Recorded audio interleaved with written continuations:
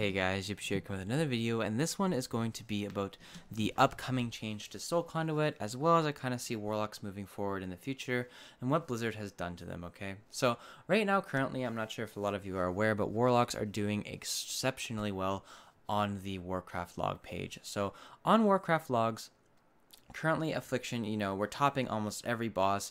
We're doing insane amounts of single target DPS, well over 1 million on a lot of bosses. And something had to change, right? This isn't really acceptable.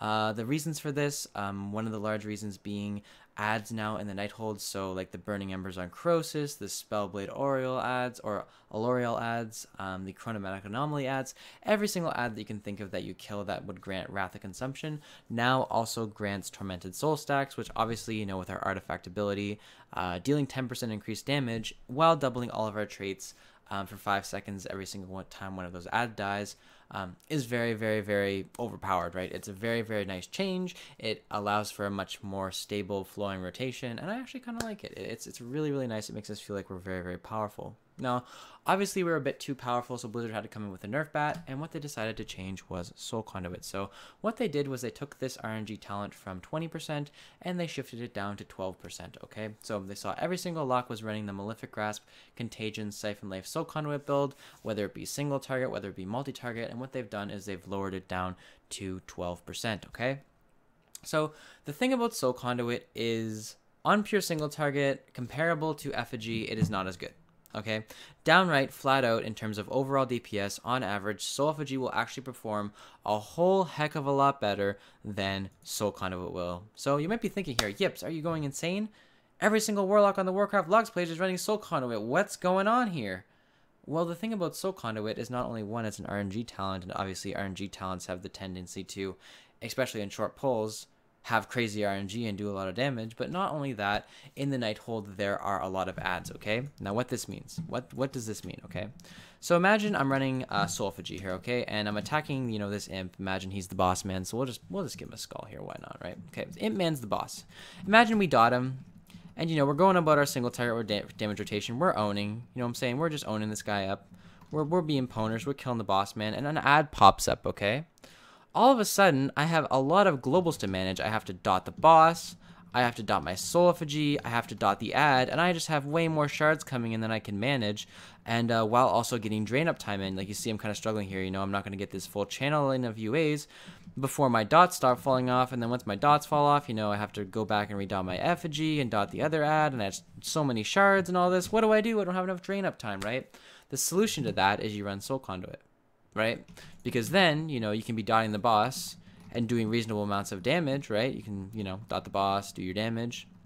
An ad spawns, or whatever, so you're killing the boss, you're draining UAs, and an ad spawns, well, all of a sudden, you don't feel so bad dotting him, right? Because you don't have this Soul Effigy to worry about dotting, you just kind of dot the ad, you get that additional shard gen, you have the shard gen from the boss, and you also have the shard gen from Soul Effigy, so you're just doing more damage than the Soul Effigy lock would do whenever ad spawns, and as it is right now, there's not a single boss in the Nighthold that doesn't have ads, okay? So not only the more agonies you have out, the less shard gen you get per agony. So like the first one is like 40% increased. The second one is like another 10% increase. And then, it just depreciates from there really quickly. So, Crosis, right? The Burning Ember, Spellblade, the ads, Chronomatic, it has ads. Trillax, there's Scrubbers, there's just so many ads on all of these bosses where we can get additional shard gen if we need it, that you may as well just run Soul Conduit to have higher drain up time and have more damage, okay? So that's why the Warlocks weren't running Soul Effigy on single target. Now, with this change, okay, this change coming in, Soul Conduit will still be used. Now, I don't think it's going to be used as much on a single target situation, particularly bosses like Crosis, where there's quite a lot of downtime without ads. Chronomatic Anomaly, if the boss is able to stay in one place, probably that boss as well. Maybe even Spellblade Oriole, we're going to start seeing Soul Effigy more. And the reason we're going to be seeing it more is because with this change from 20% to 12%, on single target bosses, another one that I didn't mention was Star Augur, you're not going to be having enough shards at a consistent rate. MG really needs consistent amount of shards. You need it to run Malefic Grasp. Like, look, right? You need to always have, 2 to 3 shards to spend in order to cast them. and then drain them. Otherwise, you're not going to be doing very much damage at all. I'm sure everyone in this video has been in the situation where, you know, you've casted a UAs and you're down to 1 UA, and you cast 1 UA and you drain, cast 1 UA and you drain, you cast 1 UA and you drain, and you're not going to be doing a whole lot of damage, right? You need shards. So that's why on pure single target now, with very little adds, most warlocks will be switching to Soulophagy for that additional shard generation, and that's going to allow us to do the DPS that we need to on single target. With regards to Soul Conduit, we're still going to be using it as a talent in raiding, particularly on bosses like Tichondrius, Botanist, probably Gul'dan as well, although in Phase 2 or Phase 3, depending if you're on Mythic Gul'dan, it's probably not going to be quite as good, but in the other phases, it's a pretty nice talent. So it's still going to have its uses, right? Because like I said, on those bosses where there are a consistent amount of adds that you can be multi-dotting, Soul Conduit with Malefic Grasp will be a better choice, even if it does get changed to 12%, because you really just don't want Soulophagy because it's just a target that you don't even want to dot, because you can just dot the adds for the Agony Shard Gen, right? So that's my little spiel about it getting nerfed to 12%. You can probably expect, if you're going to continue to run Soul Conduit on a single target scenario, about a 5 to 6% depreciation on DPS. That's just my guess. It would probably be somewhere around there, I would think. So not too much has changed. Now, the major thing that I'm kind of annoyed about is this nerfs Warlock and Mythic Plus a lot, okay? This change to Warlocks and Mythic Plus is very, very, very crucial, okay? 20% to 12% is a very big change, and on bosses in Mythic Plus, when you're running Soul Conduit, you are heavily reliant on this talent, because in Mythic Plus, most of the bosses don't have adds, right? Most of the bosses that you're killing in Mythic Plus, they don't spawn additional adds, you can't get additional shards, so you're relying on Soul Conduit to be proccing, but if it doesn't proc, you're not going to have very much single target DPS. So in Mythic Plus, when you're running, you know, an MG Contagion Sow the Seeds build, you're going to have less shards than normal, which is going to suck because it's really going to nerf your single target. Now, obviously on multi-target, it's not going to matter as much because you're not so reliant on Soul Conduit, but definitely in a single target situation in Mythic Plus, it is definitely going to hurt Warlocks. Is this a bad thing? Not really. We were pretty good on single target in Mythic Plus already. Is it a good thing? Not really. I kind of like the state of Warlocks in Mythic Plus as they were. I thought they were balanced relative to the other classes. There were some classes that could outperform us in some dungeons, and there's some that couldn't. It felt like we were in a nice spot, so I'm kind of unhappy about that, because let's be real here, Phantom Singularity and Soulophagy aren't really viable talent options for Mythic Plus for the most part. Phantom Singularity is okay in some situations, but for the most part, it's just pretty bad.